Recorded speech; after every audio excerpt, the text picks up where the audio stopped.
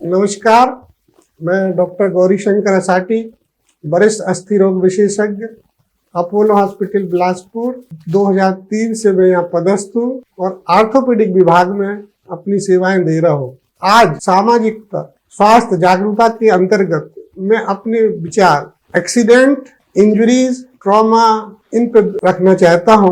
Accident, road traffic accident, चोट, ये किसी भी व्यक्ति की जिंदगी में अनायास और कभी भी हो जाता है। ध्यान देने वाली बात है कि कभी भी ये चोट या एक्सीडेंट, फ्रैक्चर होते हैं तो हमको क्या जानकारी होनी चाहिए जिससे हम जल्दी से जल्दी रिकवर होकर के अपनी पुनः स्थिति में पहुंच सके। एक्सीडेंट हाउस होल्ड हो सकता है, घर के अंदर हो सकता है, आउटसाइड हो सकता है, रोड पे या कहीं भी आप काम कर रहे हैं या वर्क प्लेस पे हो सकता है। सभी की इंजरीज और चोट लगने के डिफरेंट पैटर्न होते हैं। Generally house hold injuries simple होती है, शार्प ऑब्जेक्ट इंजरी होने की संभावना ज्यादा होती है। ऐसे में तुरंत उपचार की आवश्यकता होती है। रोड ट्रैफिक एक्सीडेंट आजकल high velocity trauma, motor vehicle accident, heavy vehicle accident, speed भी चलाने वालों की वजह से ये समस्याएं बहुत बढ़ रही है। इनका तरीके से समझना और ध्यान देना बहुत जरूरी है।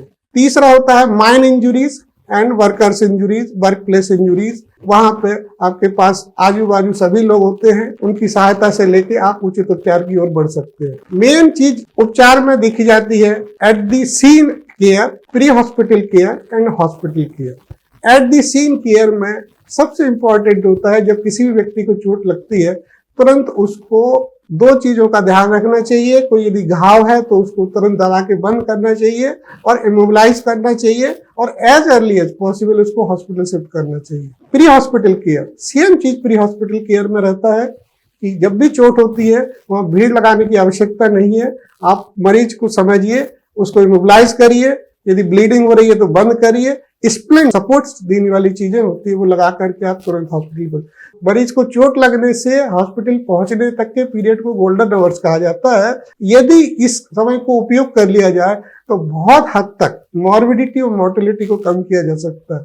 हॉस्पिटल पहुंचने के बाद हॉस्पिटल के अंदर उपस्थित डॉक्टर्स, मेडिकल टीम का कार्य होता है मरीज को असिस्ट करना और उसको उपचार प्रदान करना। इसमें emergency care, early total care, damage control care, definitive care, ये सब अपने लेवल पर काम करती है, जिसमें basic life trauma support, advance life trauma support and जो बेसिक्स होते हैं किसी भी एक्सीडेंटल पेशेंट को प्रायोरिटी बेसिस पे ट्रीट करने का, जिसको ट्राइज कहा जाता है, airway, breathing, circulation and deformity management. Patient को कैटेगराइज किया जाता है स्टेबल, बॉर्डरलाइन और इनस्टेबल पेशेंट को।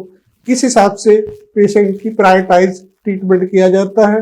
कुछ पेशेंट जो इमरजेंसी होते हैं जिनमें लाइफ सेविंग होती है, अर्जेंट आईसीयू केयर, वेंटिलेटिव केयर की आवश्यकता पड़ती है, अर्ली सर्जिकल इंटरवेंशन की आवश्यकता पड़ती है। कुछ पेशेंट्स लिम्ब सेविंग होता है। कुछ पेशेंट्स जो मल्टीपल सिस्टम इन्वॉल्वमेंट के होते हैं जैसे brain injury, chest injuries, abdominal injuries, इनको पॉलीट्रोमा के अंतर्गत एक टीम वर्क के अंतर्गत इसको इलाज करना पड़ता है।